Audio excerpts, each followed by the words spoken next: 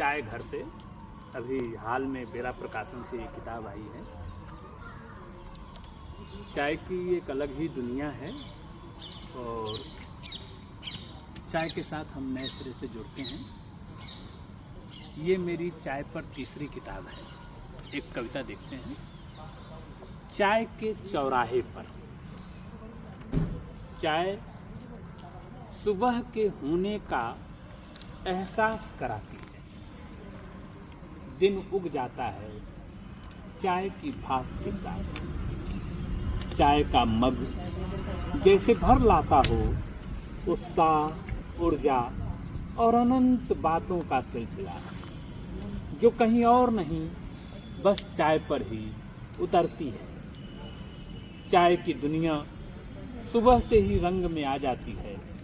हो सकता है जो चाय न पीता हो उसके लिए चाय का कोई अर्थ न हो, या चाय की कथाएं उससे दूर ही रहती हो, पर यह तय है कि आप चाय पीते हों या न पीते हों, पर चाय कथा में आनंद का सेतु इस तरह बुना रहता है कि हर कोई कहीं न कहीं से अपने को चाय कथा से जोड़ कर रखता है। एक चाय कथा घर घर में चलती रहती है। सुबह से ही सबको इस बात का इंतजार रहता है कि आज जो चाय उबलेगी उससे उठे भाप में कहाँ का किस्सा होगा। यदि चाय के साथ कोई किस्सा न सुना तो साथ साथ चाय पीने का अर्थ ही क्या हुआ।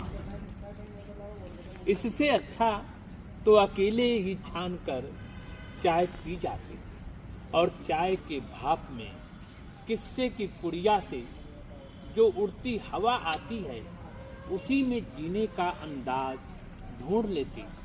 पर क्या पता दुनिया कहाँ जा रही है, किसी को कुछ पता नहीं, पर सब खबर सेकंडों की रखते हैं और रात दिन स्क्रीन पर स्क्रॉल करते रहते हैं कि दुनिया कहाँ पहुँचे। पर यह भी सच है कि यदि बिना कुछ सोचे समझे भी चाय पर आ जाते तो न केवल तरोताज़ा हो जाते बल्कि दुनिया की हर गति को नज़दीक से देख समझ लेते। यह चाय की दुनिया बिना किसी शोरगुल के दुनिया भर का ज्ञान ऐसे रखती है कि मानो दुनिया कहीं और नहीं इसी चाय के चौराहे पर बैठी हो और चाय की कहानियाँ यहीं से उड़ते उड़ते दुनिया को जानने का दावा करती रहती। वाह वाह वाह, बहुत ही सुंदर कविता का पाठन किया आपने। बहुत अति सारगर्भित कविता है। प्रोफेसर विवेक कुमार मिश्र द्वारा रचित चाय घर कविता संग्रह, जिसमें सभी कविताएं चाय पर से संबंधित है, उसमें से एक कविता सर्दियों के दिन और चाय। यह मुझे बहुत ही भाई।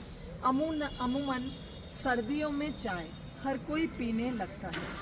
जो नहीं पीते या कभी कभार पीते हैं वे भी सर्द हवाओं के बीच कांपते समय में चाय को राहत के रूप में देखते हैं। इन दिनों जब ठंड दस्तक दे रही है, हवाएं भी बिना कहे चली जा रही है और कह रही है कि थोड़ा संभल कर रहो, थोड़ा भी इधर उधर हुए कि ठंडी हवाएं अपने लपेटे में ले लेंगी। बड़े बड़े बहादुर भी ठंडी हवाओं में के मैदान में थर थर कांपते हुए मिलते हैं। ऐसे में आप कुछ करें या न करें, पर चाय की गर्माहट से गला तर कर लें।